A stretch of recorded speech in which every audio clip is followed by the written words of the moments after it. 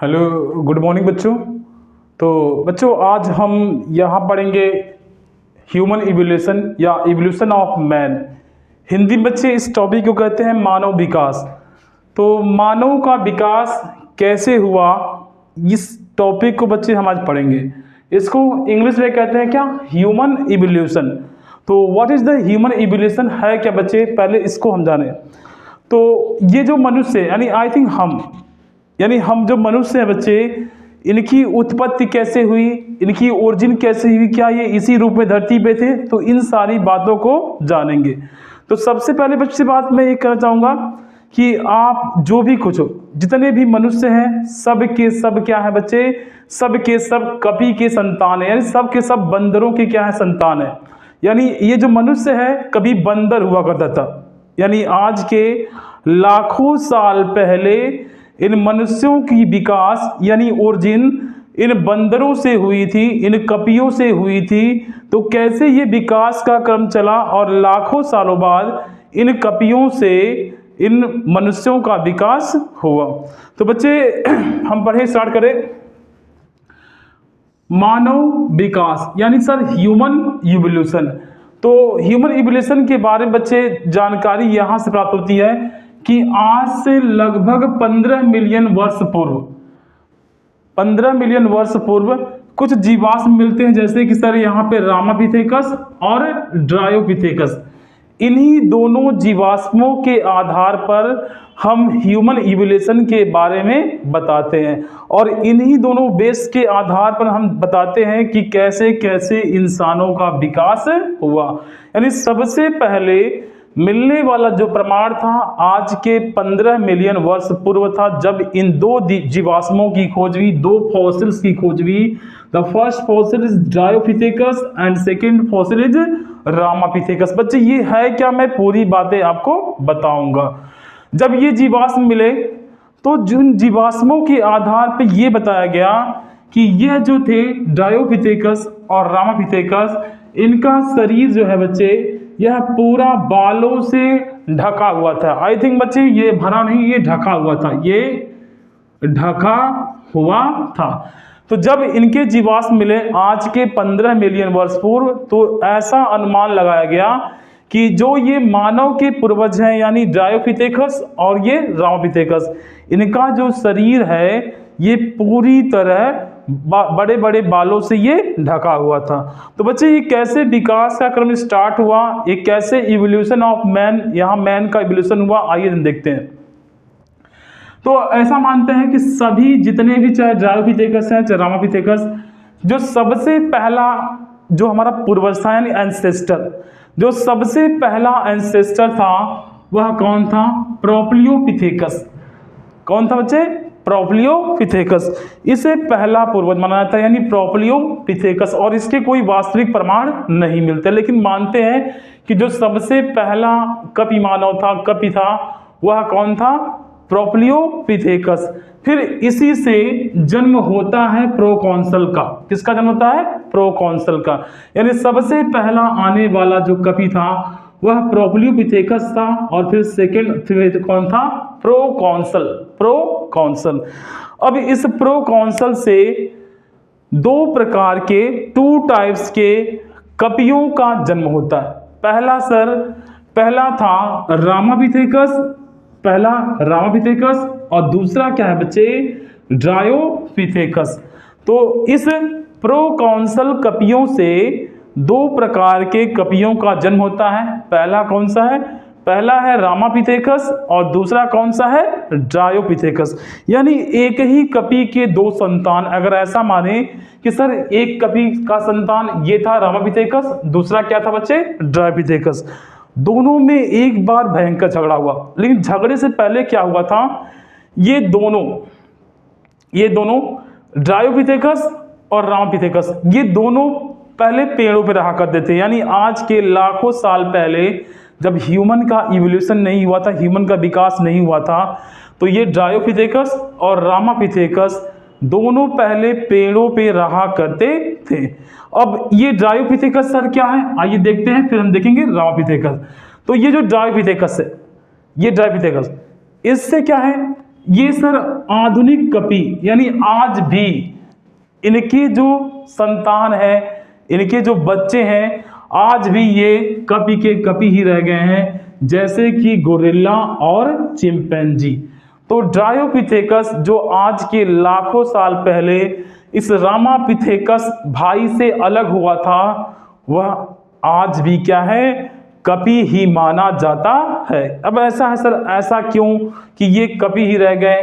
तो बच्चे जब इन दोनों के बीच झगड़ा हुआ, यानी रामापिथेकस और ड्रायोपिथेकस, तो रामापिथेकस ये पेड़ से उतर गया, उस ट्री से क्या हो गया बच्चे, उतर गया। लेकिन ये ड्रायोपिथेकस उसी ट्री पे यानी उसी पेड़ पर ही रहने लगा, यानी यह पेड़ों से नहीं उतरे। और पेड़ों से नहीं उतरने के कारण इन ड्रायोपिथेकस में कोई भी इवोल्यूशन यानी कोई भी विकास नहीं हुआ। ये आज भी कपी के कपी यानी बंदर के बंदर ही हैं। इनके संतान कौन हैं आज के लाखों साल बाद? तो इनके संतान हैं गोरिल्ला और चिंपैंजी। आई थिंक गोरिल्ला और चिंपैंजी लगभग ह्यूमन से ये मिलते हैं। तो गोरिल्ला और चिंपैंजी अगर देखा जाए तो ये हमारे भाई और बहन होते हैं। क्या होते हैं ये? भाई और बहन। लेकिन हम इसको भूल चुके हैं क्योंकि ये लाखों साल पहले इनके जो पापा मम्मी थे ये पेड़ों पे रह गए, और पेड़ों पे रहने के कारण सर इसमें कोई भी एवोल्यूशन नहीं हुआ। थोड़ा बहुत हुआ तो ये गोरिल्ला और चिंपैंजी में चेंज हो गए। तो हमने देखा प्रोकॉन्सल के दो संतान, एक ड्रायोपिथेकस, दूसरा कौन? रामापिथेकस। ड्रायोपिथेकस पेड़ों पे रहा और पेड़ों पे रहने के नाते इसमें कोई भी इवोल्यूशन नहीं हुआ, और ये आज भी कवियों के रूप में पाए जाते हैं। तो अगर आपसे कोई पूछे कि जो आज के मॉडर्न एज के जो कपी हैं, मॉडर्न एज के जो कपी को हम ऐप भी बोलते हैं, APE ऐप। तो जो कपी के यानी मम्मी पापा एंसेस्टर यानी पूर्वज हैं, वो कौन है? तो आज के कपियों के जो एंसेस्टर यानी जो पूर्वज हैं, यानी आधुनिक कपी के जो पूर्वज हैं, वह ड्रायोपिथेकस को माना जाता है। तो इस क्वेश्चन को नोट कर लिए कि आधुनिक कपी के पूर्वज कौन हैं? तो ये हैं ड्रायोपिथेकस। और ये कहाँ रहते थे? तो ड्रायोपिथेकस पेड़ों पर रहा करते थे। कहाँ रहते थे ये? पेड़ों पर रहा करते थे। आज भी ये पेड़ों पे ही झूलते रहते हैं, आपने देखा होगा। तो ये पहला क्वेश्चन आप नोट कर लीजिए कि आधुनिक कपी के पूर्वज कौन है? ड्रायोपिथेकस, यानी इनके जो संतान है वो कौन है? गोरिल्ला और चिंपैंजी। इसको नोट कर लीजिएगा। अब आइए आते हैं हम लोग कि रामापिथेकस क्या है? ये रामापिथेकस, अगर हमसे कोई क्वेश्चन पूछे कि रामापिथेकस है क्या, तो इसे नोट कर लीजिए। ये जो आधुनिक मानव है, यानी आई थिंक हम हैं, आप हैं, जो भी देख रहे हो सब कुछ, तो आधुनिक मानव जो भी मॉडर्न एज का मैन है यानी ह्यूमन है, उन सब के पूर्वज कौन है? रामापिथेकस। उस झगड़े में ये पेड़ों पे रह गए थे, और पेड़ों पे रहने के नाते इनमें कोई विकास नहीं हुआ, लेकिन इनको मजबूरन पेड़ों से उतरना पड़ा। और जब पेड़ों से उतरे ये जमीन पे चलने लगे, फिर गुफाओं में रहने लगे। धीरे धीरे इनमें क्या हुआ सर? इनमें इवोल्यूशन आया सर, चेंज आया, विकास हुई, और विकास के नाते ये क्या कहलाए बच्चे? मानव। यानी ये क्वेश्चन पूछेगा आपसे कि जो आधुनिक मानव है उसके पूर्वज कौन है? रामापिथेकस। कौन है बच्चे? रामापिथेकस। और ये क्वेश्चन बच्चे डायरेक्ट आपके एग्जाम में पूछ सकता है। तो हमारे पूर्वज कौन? रामापिथेकस। और कपियों के पूर्वज कौन? ड्रायोपिथेकस। ये पेड़ों पे रहा करते थे, इन्हें मजबूरन पेड़ों से उतरना पड़ा, इनकी बहनों ने इन्हें पेड़ों से खदेड़ दिया, और पेड़ों से खदेड़ने के नाते बेचारे ये जंगलों में भटकने लगे, दूर दूर तक जाने लगे, गुफाओं में रहने लगे, और इनसे जो है मानव का विकास हुआ। यानी हमारे पूर्वज कौन है? रामापिथेकस। कौन बच्चे? रामापिथेकस। और ये कहाँ रहते थे? तो सर ये जमीन पर रहते थे, यानी पेड़ों से उतरना इन्होंने अच्छा माना। अब सर देखते हैं कि रामापिथेकस के बाद कौन आता है। तो रामापिथेकस के बाद बच्चे आता है कौन? शिवापिथेकस। कौन होता है? शिवापिथेकस। तो ये कुछ ज़्यादा दिन तक नहीं रह पाए शिवापिथेकस, इनके बहुत ही कम जीवाश्म मिलते हैं शिवालिक की पहाड़ियों में। तो रामापिथेकस के बाद जो मिलने वाला जीवाश्म है, जो फॉसिल्स है, उस फॉसिल्स को बोला गया क्या बच्चे? शिवापिथेकस। फॉसिल्स माने होता है जीवाश्म। क्या होता है बच्चे? जीवाश्म।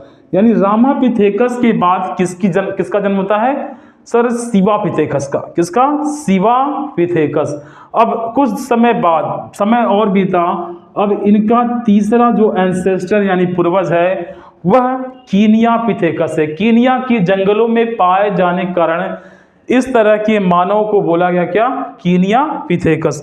यानी सर इवोल्यूशन के क्रम में पहला आता है आपका रामापिथेकस जो मानव के पूर्वज हैं, दूसरा है आपका शिवापिथेकस, और राम और शिव के बाद कहाँ जाते हैं ये? कीनियापिथेकस। तो रामापिथेकस, फिर है आपका बच्चे शिवापिथेकस, और फिर क्या है आपका? कीनियापिथेकस। इसके जो फॉसिल्स हैं ये कीनिया से पाए गए, और कीनिया से पाए जाने के कारण इसका नाम रखा गया क्या? कीनियापिथेकस। अब सर जो मानव का ये तो पहला पूर्वज था, ये दूसरा था, ये तीसरा। अब चौथा जो कौन सा बच्चे? ऑस्ट्रेलोपिथेकस। ऑस्ट्रेलोपिथेकस, ये थोड़ा सा मिस्टेक है, ऑस्ट्रेलोपिथेकस। तो जो तीसरा है उसे बोलते हैं क्या सर? ऑस्ट्रेलोपिथेकस। पिथेकस। यानी इन्हीं तीसरा पूर्वज माना जाता है। किसे? ऑस्ट्रेलोपिथेकस। तो ऑस्ट्रेलोपिथेकस में किसके क्या क्या कैरेक्टर हैं आइए देखते हैं।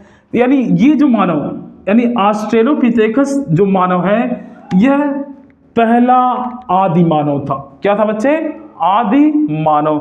यानी ये क्वेश्चन आपसे आता है, आपसे डायरेक्टली एग्जाम पूछ लेता है कि पहला आदि मानव किसे माना जाता है। तो पहला आदि मानव बच्चे कौन था? ऑस्ट्रेलोपिथेकस। कौन था बच्चे? ऑस्ट्रेलोपिथेकस। और बच्चे ये जो मानव था, अभी तक जितने भी मानव थे, यानी यहाँ से राम से, शिव से, कीनिया से, ये सारे बंदरों की तरह चलते थे। बंदरों की तरह ये अपने मतलब अपने कट को, अपने रीढ़ की हड्डी को मोड़ चलते थे। लेकिन जो ये चौथा मानव बच्चे, इन्होंने अब सीधा खड़ा होकर के चलना शुरू कर दिया, यानी बंदरों से थोड़ा सा डिफरेंट हो गए। यानी सर ये पहला आदि मानव था जो सीधा खड़ा हुआ, और सीधा खड़ा होकर के ये चलने लगा। अब देखते हैं सर कि इनके जबड़े कैसे थे। तो एक कैरेक्टर क्या है? अगर मैं बंदरों की जबड़े बताऊं और मानव की जबड़े, अगर बंदरों के जबड़े की बात करूं तो बंदरों के जो जबड़े होते हैं वो यू आकार के होते हैं। कैसे होते हैं बच्चे? यू आकार के। यानी इन कपियों के जबड़ों को देखा जाए तो इन कपियों के जबड़े कैसे होते हैं बच्चे? इन कपियों के जबड़े होते हैं कैसे? यू शेप, यानी यू फॉर अम्ब्रेला शेप। इन कपियों के, इन बंदरों के जो जबड़े हैं, जबड़े कैसे हैं बच्चे? U shape, you for umbrella. लेकिन अगर आप इंसानों के जबड़ों की बात की जाए, यानी आप जो इंसान हो, यानी मैं भी इंसान हूं, अगर हम लोग के जबड़े की बात की जाए तो हम लोग के जो जबड़े होते हैं वो कौन शेप है? C shape. C for cat, C for cat. तो ये किसका जबड़ा है? तो ये सर ह्यूमन का जबड़ा। किसका? ह्यूमन का, यानी इंसानों का जबड़ा। तो इंसानों का जो जबड़ा होता है सर सी शेप होता है, जबकि इन कपियों, इन बंदरों का जबड़ा कैसा होता है? यू शेप होता है। तो इसे भी बच्चे नोट कर लीजिएगा कि इंसानों का जबड़ा सी शेप होता है। कैसे शेप होता है? C shape. और कपियों का जबड़ा यू शेप होता है। तो आपने ऑस्ट्रेलोपिथेकस में पढ़ा, यानी यह पहला आदि मानव था। अगर आपसे क्वेश्चन पूछ ले कि पहला आदि मानव कौन था, तो बच्चे आप बताओगे ऑस्ट्रेलोपिथेकस। और यही आदि मानव कि जो पहले झुक करके चलता था, अब वह सीधा खड़ा हो गया और सीधा खड़ा होकर के चलने लगा। और इसके साथ ही इसके जबड़े कैसे थे? अभी यू शेप, यानी बस उसने सीधा खड़ा होना, चलना शुरू किया था, लेकिन उसके जबड़े कैसे थे? U shape. यानी अभी भी वह कैसा है? इन बंदरों की तरह। कैसा बच्चे? अभी बंदरों की तरह। अभी इसमें बस एक सुधार आया है कि वह अब सीधा खड़ा हो गया और सीधा खड़ा होकर के चलने लगा, यानी अभी इसके जबड़े कैसे हैं? U shape. आइए देखते हैं ऑस्ट्रेलोपिथेकस के बाद जो पांचवें क्रम में आता है होमो हैबिलिस। अब इसे जो टाइटल दिया गया है होमो, यानी कहीं ना कहीं सर ये इंसानों की तरह कैरेक्टर वाले हो रहे हैं, यानी अब इसमें ह्यूमन के कैरेक्टर आना शुरू हो रहे हैं, इसी नाते हमने इसको टाइटल दिया क्या बच्चे, होमो। क्या दिया है, होमो। यानी विकास के क्रम में जो 5वां क्रम है बच्चे, वह कौन सा है, होमो हैबिलिस। कौन सा है, होमो हैबिलिस। और इसका डायरेक्ट क्वेश्चन आता है बच्चे, होमो हैबिलिस जो था उसे टूल मेकर मैन कहते हैं, यानी यही एक पहला इंसान था, यही एक पहला जिसे कहते हैं मतलब ह्यूमन था जो उपकरण, यानी क्या मतलब है, उपकरण, यानी यह हथियारों को बनाना शुरू कर दिया। तो होमो हैबिलिस ऐसा इंसान था जो पहला जिसने हथियारों को बनाना शुरू करे। सर कौन कौन से हथियार, अब ऐसा नहीं परमाणु बम बना दिया, परमाणु बम तो अभी खोज ही नहीं होगा, अभी तो इंसान है, अभी इंसान ही नहीं आया सही से। तो होमो हैबिलिस ने क्या किया, होमो हैबिलिस ने पत्थरों से औजार बनाया, यानी पत्थरों को घिस के रगड़ के नुकीले पत्थरों को क्या बनाया, औजार बनाया। तो होमो हैबिलिस को फर्स्ट टूल मेकर मैन कहा जाता है, यानी पहला इंसान जिसने हथियार बनाना शुरू कर दिया। और हथियार या औजार किससे बनाए बच्चे, तो इसने पत्थरों से सबसे पहले अपना औजार यानी हथियार बनाया। इन पत्थरों से ये अपनी रक्षा करते थे, इस नुकीले पत्थरों से रक्षा करते थे। तो होमो हैबिलिस पहला टूल मेकर मैन था जिसने पत्थरों से क्या बनाया, औजार बनाया। और अगर इसके ब्रेन की कैपेसिटी की बात करें बच्चे, ब्रेन की कैपेसिटी क्या है, यानी क्रेनियल कैपेसिटी, यानी अगर इनकी ब्रेन की बात करें, यानी ये जो खोपड़ी है, खोपड़ी, इस खोपड़ी में कितना ब्रेन आता है। जैसे कि मैं यहाँ आपको बता दूं कि क्रेनियल कैपेसिटी है क्या, ब्रेन की कैपेसिटी, जस्ट 1 मिनट मैं बता रहा हूँ। तो अगर इसकी बात की जाए कि क्रेनियल कैपेसिटी कितनी थी, तो अगर मैं मानूं सर ये आपकी खोपड़ी है, यह खोपड़ी है, तो इस खोपड़ी में कितना ब्रेन आएगा, क्या आएगा, कितना ब्रेन आएगा, उसे कहते हैं क्या, क्रेनियल कैपेसिटी।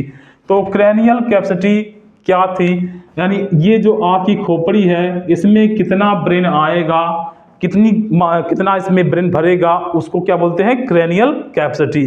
तो अगर इन इंसानों की बात करें, जो होमो हैबिलिस था, इनका जो क्रेनियल कैपेसिटी था वह 650 से 800 सीसी था। यानी हम इंसानों के मुकाबले अभी इसमें जो ब्रेन था, यानी ब्रेन को धारण करने की क्षमता अभी बहुत ही कम थी। यानी सर 650 से 800 सीसी जो आपका कितना है, 1400 सीसी के आसपास है, यानी हमसे अभी 600 सीसी क्या है, इनका भी कम है। तो होमो हैबिलिस के बारे में आप अच्छे से लर्न कर लेना कि सर ये टूल मेकर मैन था, यानी पहला हथियार यानी उपकरण बनाने वाला इंसान था। और इसके जो ब्रेन की कैपेसिटी थी वह 650 से 800 सीसी थी। अब एक और कैरेक्टर होमो हैबिलिस, अब ऐसा कहते हैं संभवतः, मतलब बहुत सारी बुक में एनसीईआरटी में मेंशन किया गया है, यानी ये ऐसा मानव था जो मांस खाता था, यानी ये पूरी तरह कार्निवोर्स था, कार्निवोर्स यानी मांस खाने वाला। तो होमो हैबिलिस बच्चे यह ऐसा मानव था जो संभवतः मांस खाता था। क्या खाता था, मांस, यानी यह मांस से अपने जीवन को गुजारते थे। तो आपको होमो हैबिलिस के बारे में ये याद रखना होगा, पहला ये टूल मेकर मैन था, पत्थरों से औजार बनाता था, ब्रेन की कैपेसिटी 650 से 800 सीसी, और यह जो होमो हैबिलिस है यह मांस खाने वाला एक प्राणी था, एक इंसान था। यानी हम जब होमो हैबिलिस के रूप में थे तो कच्चा मांस खाते थे, शिकार करके जैसे भी है हमें कच्चा मांस खाना पड़ता था, यानी हम कार्निवोर्स थे, यानी मांस खाने वाले प्राणी। अब आते बच्चे हम लोग 6 पॉइंट पे। तो 6 पॉइंट पे जो ह्यूमन आता है, जो इंसान आता है, उसको बोलते हैं होमो इरेक्टस। होमो इरेक्टस। अब होमो इरेक्टस बच्चे एक ऐसा प्राणी था जिसके ब्रेन की कैपेसिटी आदि बच्चे, एक थोड़ा सा पॉइंट मिस्टेक हो गया, ये होमो इरेक्टस मांस खाते थे और ये होमो हैबिलिस मांस को नहीं खाते थे, यानी अभी तक यहाँ तक होमो हैबिलिस तक मांस नहीं खाया जाता था, मांस को नहीं खाया जाता था, ऐसा प्रमाण था। लेकिन कहीं कहीं बुक में मेंशन किया गया कि संभवतः ये मांस खाते थे, लेकिन ऐसा था नहीं। तो होमो हैबिलिस के बारे में कौन करेक्टर है? ये टूल मेकर मैन है, ये पत्थरों से औजार बनाते थे जिनके ब्रेन की कैपेसिटी 650 से 800 सीसी थी, और ये मांस नहीं खाते थे, यानी होमो हैबिलिस मांस नहीं खाते थे। होमो हैबिलिस के बाद जो तीसरा प्राणी आता है, जो तीसरा ह्यूमन आता है, उसे होमो इरेक्टस बोला गया। अब होमो इरेक्टस ऐसा प्राणी था जो मांस खाता था, यानी इन्हें पूर्णतः कार्निवोर्स बोला गया, यानी सर ये मांस खाना पसंद करते थे। तो होमो इरेक्टस के ब्रेन की कैपेसिटी अगर बोली जाए तो 900 सीसी थी, यानी इनके में ब्रेन की कैपेसिटी थोड़ी सी क्या हो गई, बढ़ गई। क्यों बढ़ गई? क्योंकि यह मांस खाना शुरू कर दिए। तो होमो इरेक्टस मानव का एक ऐसा इतिहास है, मानव के विकास का एक ऐसा क्रम है जो मांस खाना क्या कर दिया, शुरू कर दिया। तो होमो इरेक्टस क्या थे? कार्निवोर्स, और ये मांस खाना शुरू कर दिए। अब होमो इरेक्टस को 3 पार्ट्स में डिवाइड किया गया है। पहला है जावा मैन, दूसरा है पेकिंग मैन, और तीसरा है हीडेलबर्ग मैन। यानी सर होमो इरेक्टस को 3 पार्ट्स में डिवाइड किया गया है, जावा मैन, दूसरा पेकिंग मैन, और तीसरा हीडेलबर्ग। कैसे बोलेंगे? जावा मैन, पेकिंग मैन और हीडेलबर्ग मैन। तो होमो इरेक्टस मांस खाते थे, इनको 3 पार्ट्स में डिवाइड किया गया। पहला जावा मैन। अब जावा मैन कैसा था? अब जंगल में तो हमेशा मांस मिलेगा नहीं, अभी ये ऐसा प्राणी था जो सर्वाहारी था, यानी ये मांस भी खाता था और पेड़ पौधों को भी इनगल्फ यानी खाता था। तो सर होमो इरेक्टस में जो पहला स्टेज आया, पहला क्रम आया इंसानों का, ये सर्वाहारी हो गया, यानी इसने मांस के साथ पेड़ पौधों को भी खाना शुरू कर दिया, और इसने अब पत्थर के साथ हड्डियों के भी औजार बनाना शुरू कर दिए, यानी जावा मैन सर्वाहारी हो गया और इसने पत्थरों के साथ हड्डियों को ऐसे जोड़ दिया, हड्डियों को जोड़ करके पत्थरों में औजार बनाना शुरू कर दिया। और इस पॉइंट को बच्चे नोट कर लेंगे, ये एग्जाम में आता है, बोर्ड की एग्जाम में आता है कि यही वो पहला इंसान है जावा मैन जिसने आग का प्रयोग करना शुरू कर दिया, यानी पहला आग का प्रयोग जो शुरू किया उसे बोला गया क्या बच्चे? जावा मैन। क्या बोला गया? जावा मैन। तो जावा मैन के 2 स्पेशल कैरेक्टर, पहला क्या?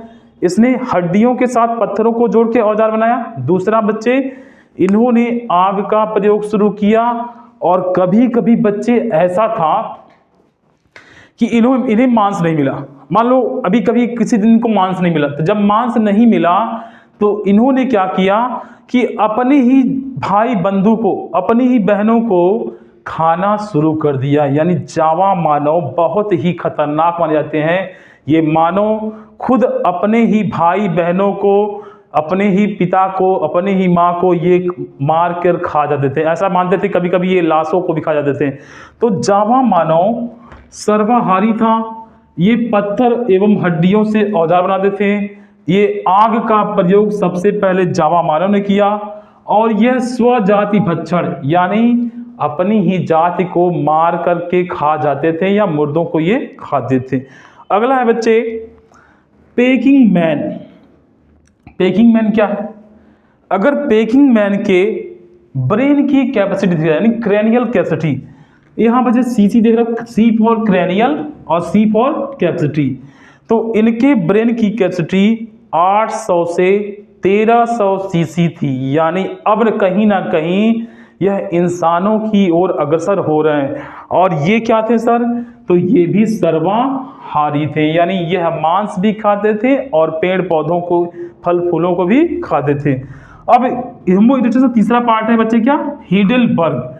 अब हीडेलबर्ग के बारे में थोड़ी बहुत कम जानकारी मिलती है, लेकिन ये भी क्या थे? हीडेलबर्ग भी क्या थे बच्चे? हीडेलबर्ग भी आग के सर्वाहारी माने जाते हैं, और हीडेलबर्ग की ब्रेन की कैपेसिटी भी लगभग 1300 के आसपास मानी जाती है। तो होमो इरेक्टस सर मांस खाते थे। इनको 3 पार्ट में डिवाइड किया गया, जावा मैन, पेकिंग मैन और हीडेलबर्ग मैन। जावा मैन ने आग का प्रयोग किया और अपनी ही जाति को मारना शुरू किया, और ये सर्वाहारी थे और हड्डियों के साथ पत्थरों को बना करके औजार बनाते थे। अब बच्चे आते हैं होमो इरेक्टस के बाद अब कौन पैदा होगा, आइए देखते हैं। तो लाखों सालों बाद अब धरती पे कोई पैदा होने वाला है, आपका जन्म होने वाला है, यानी आप जन्म लेने वाले हो।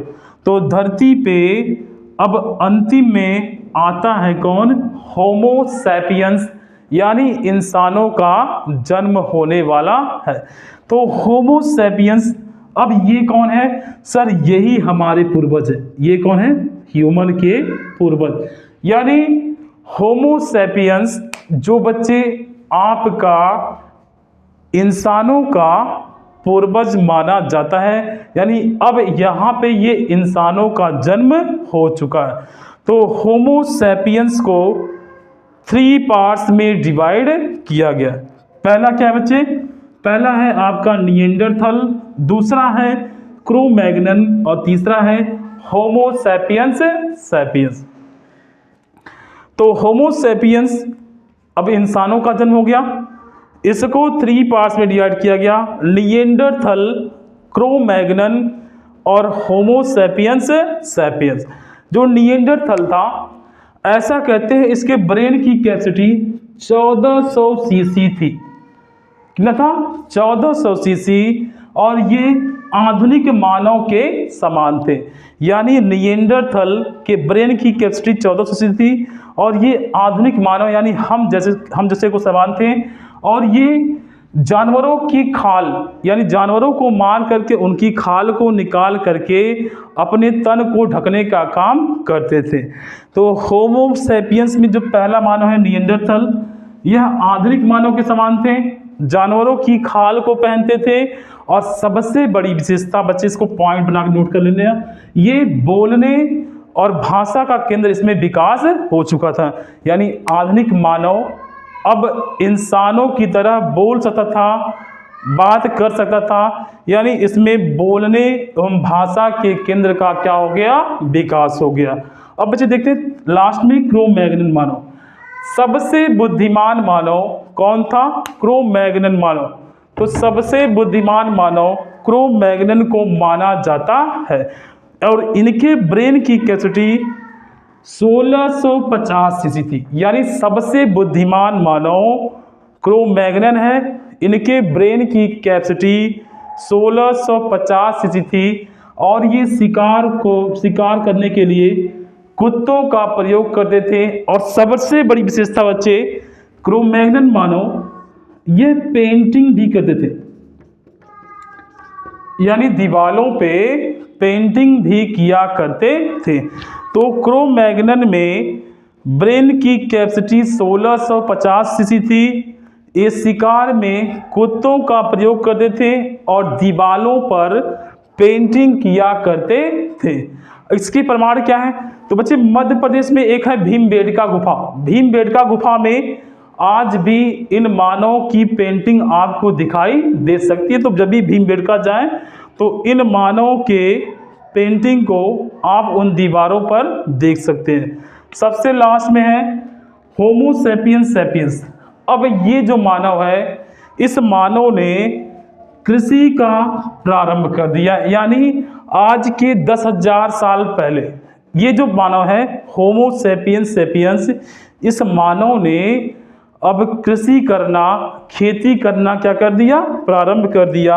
और लास्ट में यही मानव कौन बन गया, ये मानव मैं हूं, आप हो, हम सभी हैं।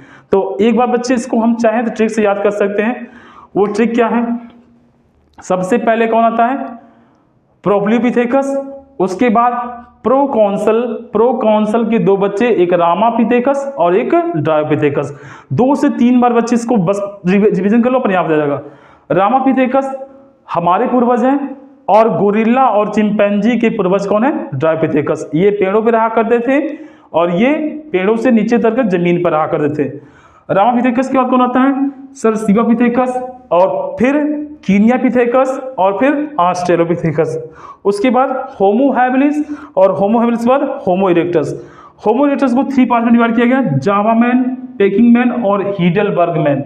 और फिर होमो इरेक्टस के बाद आता है कौन, आप यानी आधुनिक मानव, जिसे बोला गया क्या, होमो सैपियंस। होमो सैपियंस को 3 पार्ट में डिवाइड किया, निएंडरथल, दूसरा क्रोमैग्नन और तीसरा होमो सैपियंस सैपियंस। इसमें सबसे बुद्धिमान क्रोमैग्नन था, जिसके ब्रेन की कैपेसिटी 1650 यूनिट थी, और यह भीमबेटका की गुफाओं में यानी गुफाओं में पेंटिंग करने का काम करता था, और साथ में ये शिकार में कुत्तों का भी प्रयोग करता था। सबसे पहले कौन से मानव में बोलने के लिए भाषा केंद्र का विकास हुआ, तो वह है बच्चे कौन सा, निएंडरथल मानव। यानी अब मानव बोल सकता था, पहले मानव इशारों से काम करते थे, लेकिन इस मानव में बोलने के लिए भाषा केंद्र यानी स्पीच सेंटर का विकास हुआ। कृषि का प्रयोग सबसे पहले किसने किया, तो कृषि का प्रयोग आज के 10,000 साल पहले होमो सैपियंस सैपियंस ने कृषि का प्रयोग करना यानी खेती करना प्रारंभ कर दिया। तो बच्चे ये मैंने मानव का विकास यानी ह्यूमन इवोल्यूशन को टॉपिक को समाप्त कर दिया है। और बच्चे ये बहुत ही इम्पोर्टेंट टॉपिक है। ये क्लास 12 के बायोलॉजी में ये कम से कम इनसे 2 से 3 नंबर तो पक्का मिल जाएंगे, 2 से 3 नंबर या 4 से 5 नंबर मिल जाएंगे। तो अगर इस टॉपिक को 2 से 3 बार पढ़ लीजिए, ये पूरी तरह आपको याद हो जाएगा। तो इससे बच्चे कम से कम 4 से 5 नंबर, और ये जो है वनडे एग्जाम में भी इससे अच्छा खासा पूछा जाता है इस टॉपिक से। तो ये टॉपिक बच्चे इससे ज़्यादा आपसे नहीं पूछ सकता, मैंने पूरा कवर कर दिया है। तो बच्चे अब मिलते हैं नेक्स्ट टॉपिक, जो आपके बहुत इम्पोर्टेंट, आपके लिए बहुत ज़्यादा इम्पोर्टेंट हो सकते हैं। ओके बाय बच्चों।